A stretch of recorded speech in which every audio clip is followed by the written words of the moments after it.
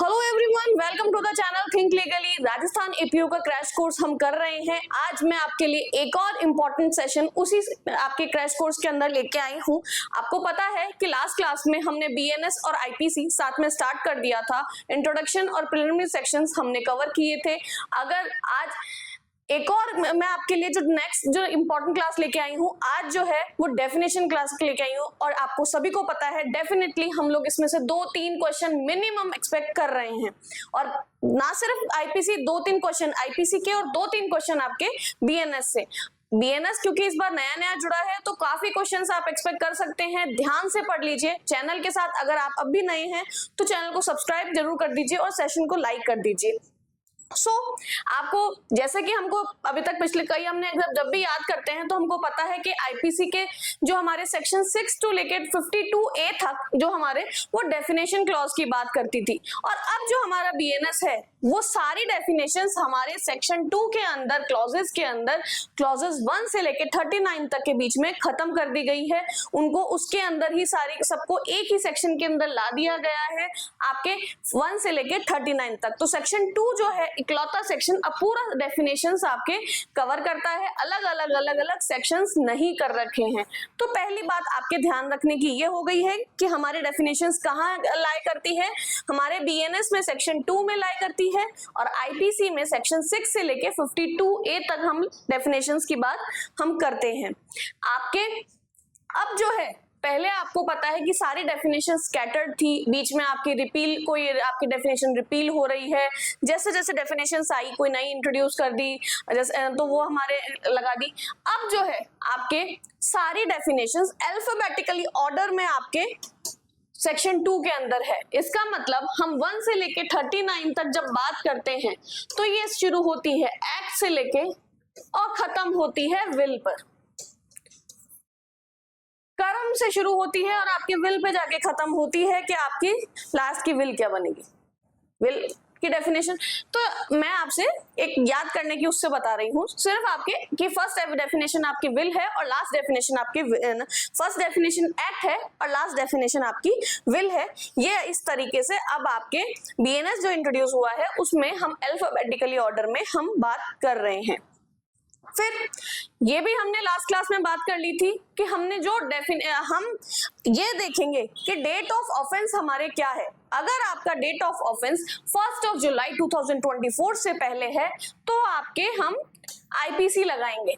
Procedure है वो CrPC लगेगा, बट हमारे आपके कौन सा लगेगा, आपके सब्सटेंटिव लॉ कौन सा लगेगा, आईपीसी लगेगा। बट अगर ऑफेंस आपके 1 जुलाई 2024 के बाद का है तो हम यहाँ पे बीएनएस को अप्लाई करेंगे। फिर अब इस तरीके से आपकी डेफिनेशन स्टार्ट होती है। अब जो है ये जितनी भी आप ये देखिए आईपीसी में इसलिए ऐसे उबड़ खाबड़ नंबर में पहले इस तरीके से डेफिनेशंस आपकी दे रखी थी। अब अगर आपको आईपीसी याद है तो उन सभी को आप एक तरीके से साइड में आपकी चीट शीट ये हो सकती है कि साइड में सभी को लिख लीजिए और सभी को वापस आप अल्फाबेटिकली अरेंज कर लीजिए। तो अब आपके इस तरीके से आप देख सकते हैं कि आपके एक्ट बन गया है आपके 2-1, फिर एनिमल, फिर काउंटरफीट, फिर कोर्ट ऑफ जस्टिस, फिर आपके डेथ, फिर डिसऑनेस्टी, फिर डॉक्यूमेंट। इस तरीके से आपकी जो डॉक्यूमेंट है ये जो है आपके पीवाईक्यू भी है। पहले आपके क्वेश्चन डायरेक्ट पूछा जा चुका है कि आप ये आपके एक तरीके से, तो उस हिसाब से अब मैं अगर आपसे पूछूं अगर मैं आपसे पूछूं कि हमारी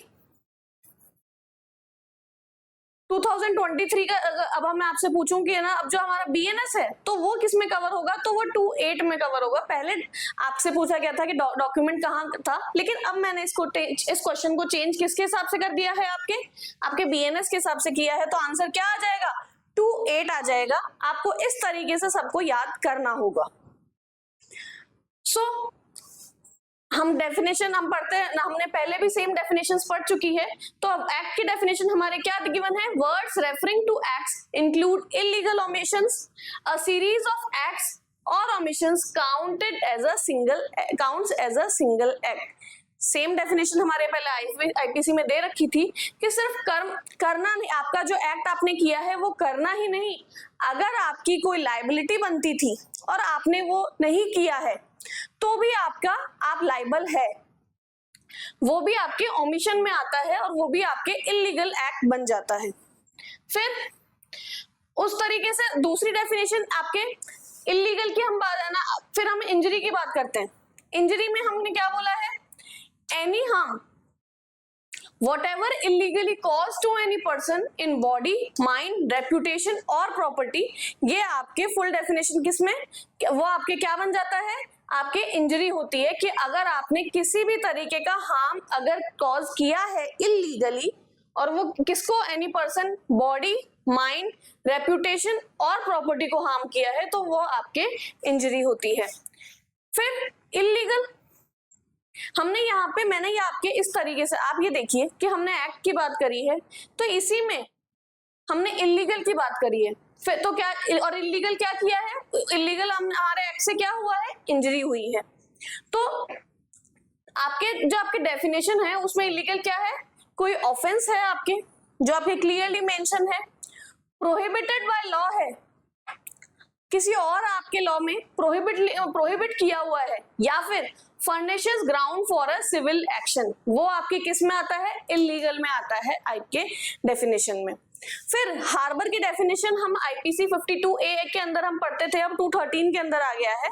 तो अगर आप किसी supplying shelter, food, drink, money और कन्वेयंस टू इवेड अप्रीहेंशन, और इसका एक्सपेंशन क्या है, स्पाउस, अगर आप किसी पर्सन को जिस पे एप्रीहेंशन है कि उसने क्राइम किया है और वो वहां से भागा है, और आपने उसको क्या किया है, शेल्टर दिया है, फूड, ड्रिंक, मनी या कन्वेयंस दिया है टू इवेड एप्रीहेंशन, आपने ना भागने में मदद की है, या उसको आपने ना पनाह दी है, तो वो आप उसको हार्बर कर रहे हैं, और वो आपके 52A और 213 के अंदर गिवन है।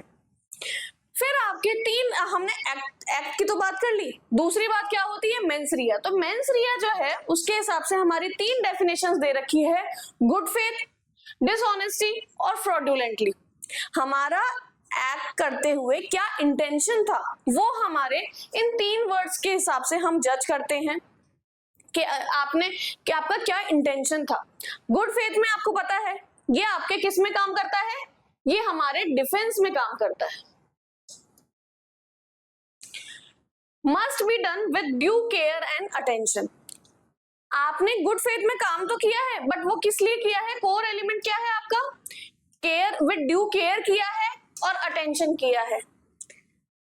ये करने का आपका गुड फेथ में जो आपने इंटेंशन आपका जो था, उसमें क्या किया आपने, केयर भी फॉलो करी और अटेंशन भी था आपका, वो ऑफेंस करने का कोई इरादा नहीं था, जो कि आपके जनरल क्लॉजेस में, act honest believe without due care is not due good faith in criminal law.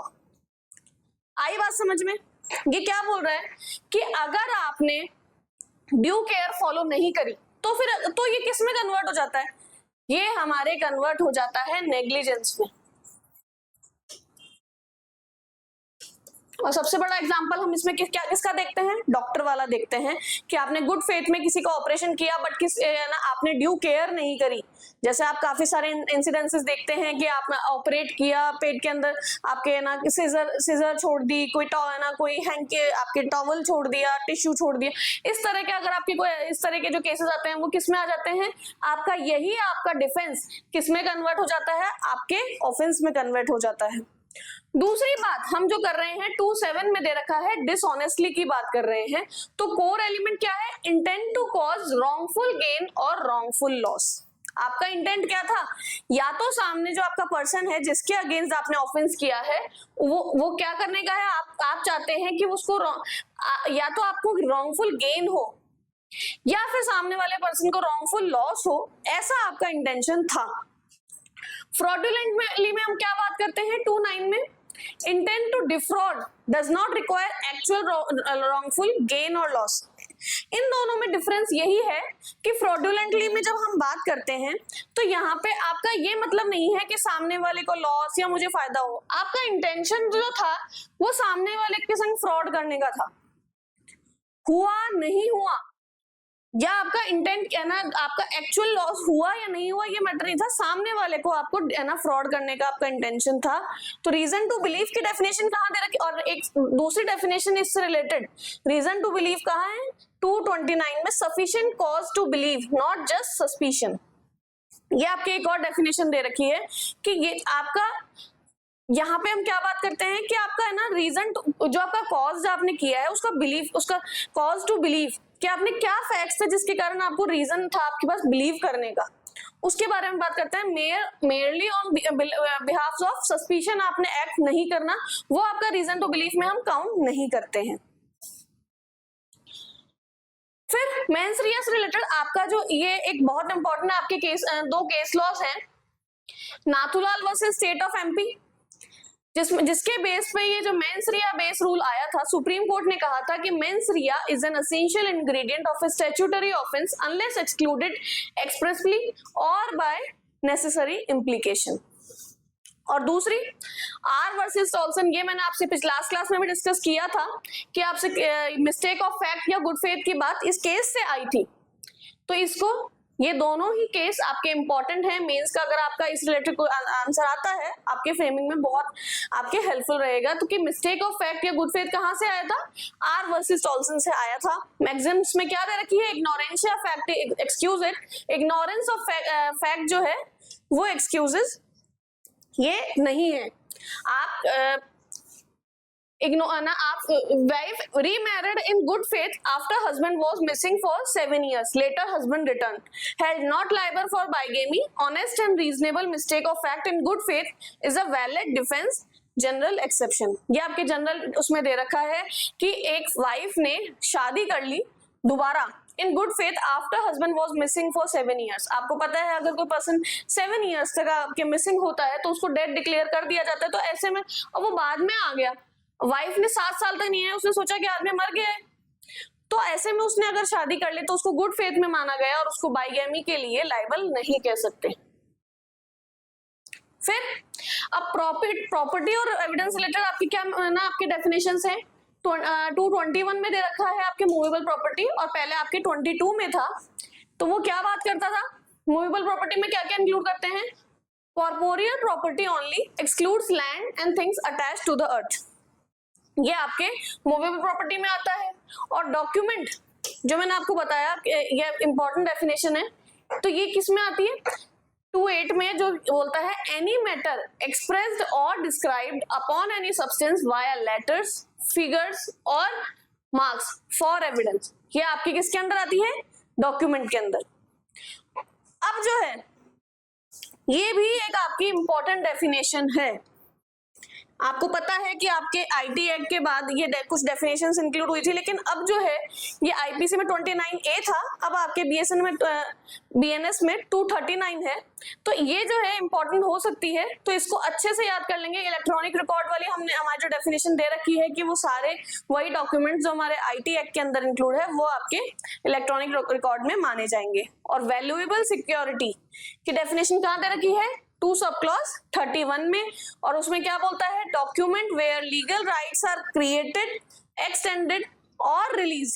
Example क्या है, असाइन ब्लैंक चेक, जहां पे भी आपके कोई लीगल राइट्स हैं वो क्रिएट हो रहे हैं, एक्सटेंड हो रहे हैं या रिलीज हो रहे हैं, वो आपके वैल्यूएबल सिक्योरिटी में मानते हैं।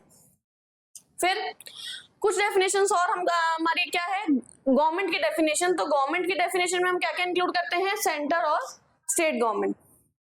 जज की डेफिनेशन में हम बात करते हैं तो क्या दे रखा है, हम 216 में हमारे क्या गिवन है, not just a presiding officer but anyone empowered to give a definitive judgement, वो आपके जज की डेफिनेशन में आते हैं।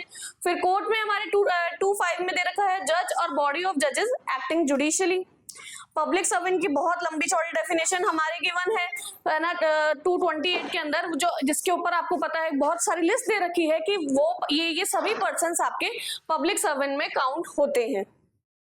तो आपका मोस्ट ऑफ द एग्जाम्स में फेवरेट टॉपिक क्या होता है, who is not a public servant. एक बहुत लंबी चौड़ी जब लिस्ट की हम बात करते हैं तो एक जाहिर सी बात है ये आएगा कि इस लिस्ट के अंदर से कि ये जो आपके ऑप्शंस हैं इनमें से कौन पब्लिक सर्वेंट नहीं है। तो कुछ क्वेश्चंस जिनमें आप कंफ्यूज होते हैं, और यही आपके एक पहले का पीवाईक्यू भी है, लिक्विडेटर। इसमें लिक्विडेटर जो है वो आपके पब्लिक सर्वेंट नहीं होते, म्युनिसिपल काउंसलर नहीं होते, और MLA normally unless under specific anti corruption acts, ये भी आपके पब्लिक सर्वेंट नहीं कहलाते। फिर इंडिया की डेफिनेशन, अब आपके सेक्शन 18 में दे रखी है, the specific definition of India has been dropped from BNS section 2। ये जो है अब आपके इंडिया की डेफिनेशन आपके सेक्शन 18 में नहीं गिवन है। फिर who among the following is not a public servant for purpose of IPC, तो आपकी सिविल जज, liquidator, member of panchayat, assisting court और आर्बिट्रेटर। तो इसमें आंसर हमारा था लिक्विडेटर। मैंने आपको भी बताया कि ये आपके इस तरह के क्वेश्चन आते हैं। पहले ये क्वेश्चन इंडिया का डेफिनेशन का आ चुका, बट अब आपके बीएनएस में सेक्शन 2 में नहीं है, तो मैं इसको एक एक्सपेक्ट करके चल रही हूं कि ये पॉइंट आपके पूछा जा सकता है। फिर इस तरीके से आपने डी तक बात करी, फिर इलेक्ट्रॉनिक रिकॉर्ड हमने पढ़ लिया, फ्रॉडुलेंटली पढ़ लिया, ये पढ़ लिया, ये सारी डेफिनेशंस हमने अभी आपके सामने कवर करी।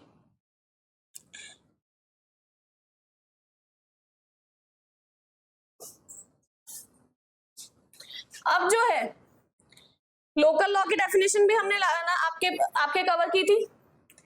फिर ये आपके नेक्स्ट बैच आपके डेफिनेशंस का दे रखा है, जज, लाइफ, लोकल लॉ, मंथ और year, movable property, oath, public servant. तो इस तरीके से आपके फिर ये डेफिनेशंस भी हैं। आप आपके आईपीसी को अच्छे से लेके चलिए, और इनको डेफिनेशंस जो आपकी पहले वाली थी वही डेफिनेशंस हैं, बट आपकी नंबरिंग ही जो है जो अब आपके लिए इंपॉर्टेंट है याद करने के लिए, जिसमें से बीएनएस में से क्वेश्चंस आएंगे। तो आपको जो याद कर रखे थे उनको सबको साइड में लिख लीजिए, और सबको अल्फाबेटिकली अरेंज करके इनको आप ट्रिक बना लीजिए। यही आपकी अभी तक का याद करने का सबसे बड़ा बात है। फिर आपके ऑफेंस की डेफिनेशन अक्सर आपके एग्जामिनर पूछता है, तो उसमें क्या बोलते हैं, ऑफेंस क्या है, एन एक्ट और omission made punishable by the code और संहिता, और it also includes things punishable under any special law और local law with imprisonment of 6 months और मोर। ये आपके डेफिनेशन में आते हैं ऑफेंस के। फिर उसके बाद स्पेशल लॉ की और ये लोकल लॉ वाली बात हम पहले पढ़ चुके हैं। Special law applicable to specific subject, और local law specific to territory. Okay, BNS, special law और लोकल लॉ आपके हमेशा साथ लेके चलते हैं। तीनों में जो आपके ऑफेंसेस दे रखे हैं वो आपके ऑफेंस की कैटेगरी में इंक्लूड होते हैं। सिर्फ आपके जो कोड या आईपीसी में दे रखे हैं वही ऑफेंस नहीं होते, जो आपके स्पेशल लॉ और लोकल लॉ में दे रखे हैं वो भी आपके ऑफेंस की डेफिनेशन में आते हैं। ये बात कही गई है। उसके बाद हमारे लास्ट जो बची हुई डेफिनेशंस हैं वो reason to believe, special law, valuable security, vessel, will, wrongful gain, ये आपके डेफिनेशंस आपके है। अच्छा, लास्ट डेफिनेशन हमारी विल नहीं है, रॉन्गफुल गेन थी।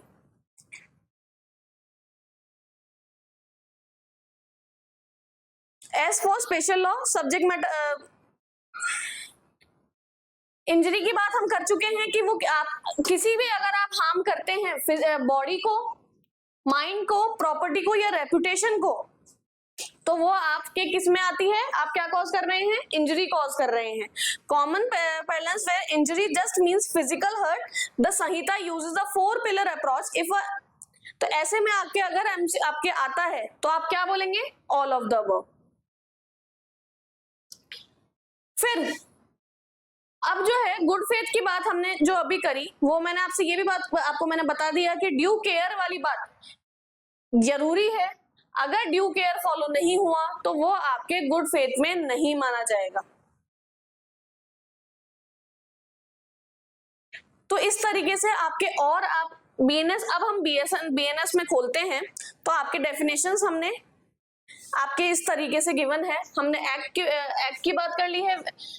फिर उसके बाद में एनिमल की डेफिनेशन गिवन है, means any living creature other than a human being, child, a person below the age of 18 years, counterfeit, a person is said to be counterfeit who causes one thing To resemble another thing, intending by means of that resemblance to practice deception, of knowing it likely to be deception will thereby be practiced.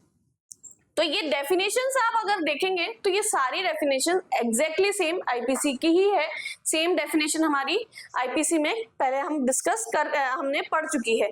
तो counterfeit क्या बोलता है, आपने कोई जैसे सिक्का सबसे ज्यादा इम्पोर्टेंट ना, ये जो काउंटरफीट की बात करते हैं तो आपको पता है ये सबसे ज्यादा होता है हमारी करेंसी में। सबसे ज्यादा काउंटरफीटिंग जो हमारी किस्म होती है करेंसी में। सेम तरह का सिक्का होता है, कई बार जो है ना, जब जैसे जैसे ये आपकी डिमोनेटाइजेशन आया, नोट आया, तो उस तरीके से ये इसीलिए लाया गया था क्योंकि काउंटरफीट नोट्स, ये जो आपकी करेंसी थी बहुत ज्यादा मार्केट में आ गई थी ब्लैक मार्केटिंग के कारण। आपके बहुत सारी काउंटरफीटिंग अलग अलग, इतनी मिंटिंग आपकी मशीन्स, इतनी टेक्नोलॉजी यूज करने के बाद में भी, इतनी सिक्योरिटी करने के बाद में भी काउंटरफीट नोट्स बनके इतना मार्केट में बनके आ गए थे। और उसको स्टॉप करने के लिए डिमोनेटाइजेशन हुआ था। तो काउंटरफीटिंग क्या है, आपने जो सही चीज है, आपकी जेन्युइन चीज है, उससे बिल्कुल एग्जैक्ट मिलती जुलती चीज आप वहां पे क्रिएट कर रहे हैं। तो आप, और ये क्यों कर रहे हैं, सामने वाले को फ्रॉड करने के लिए, ताकि सामने वाले को डिसेप्शन रहे कि वो रियल चीज है। फिर कोर्ट की डेफिनेशन हमने कर ली है, death means death of human being unless contrary appears from context. Dishonestly document की डेफिनेशन की हमने बात करी।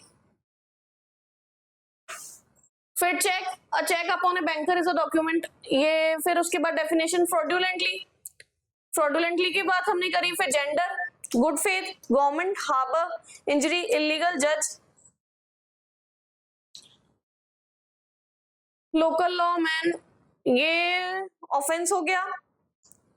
पब्लिक सर्वेंट की तो ये लिस्ट आपको देखनी ही पड़ेगी कि आपके क्या क्या हैं। आर्मी, नेवी, एयरफोर्स वाले जो आपके कमीशन्ड ऑफिसर्स हैं वो इंक्लूड होंगे। जज, फिर आपके every officer of court including liquidator receives और commissioner whose duty it is to investigate और रिपोर्ट एनी मैटर और टू टेक चार्ज। ये सभी आपके किस में आएंगे, पब्लिक सर्वेंट की डेफिनेशन में आएंगे। फिर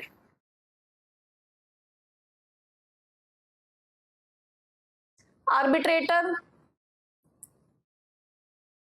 बाय कोर्ट जो आपके अपॉइंट हुए हैं, ये सभी आपके, फिर आपके इस तरीके से आप लिस्ट देख लेंगे। कोई और ऑफिसर गवर्नमेंट ने अपॉइंट किया है।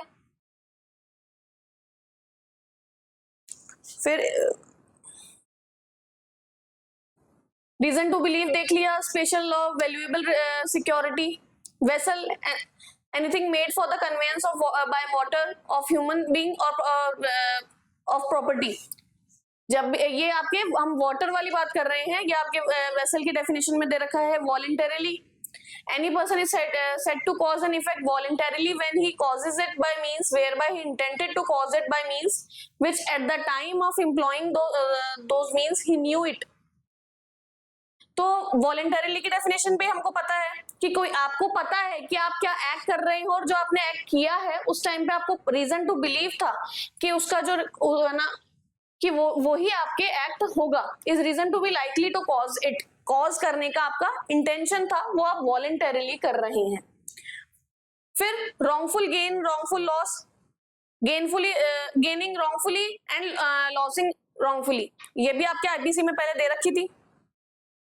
फिर आपके इस तरीके से आपकी सारी डेफिनेशंस दे रखी है।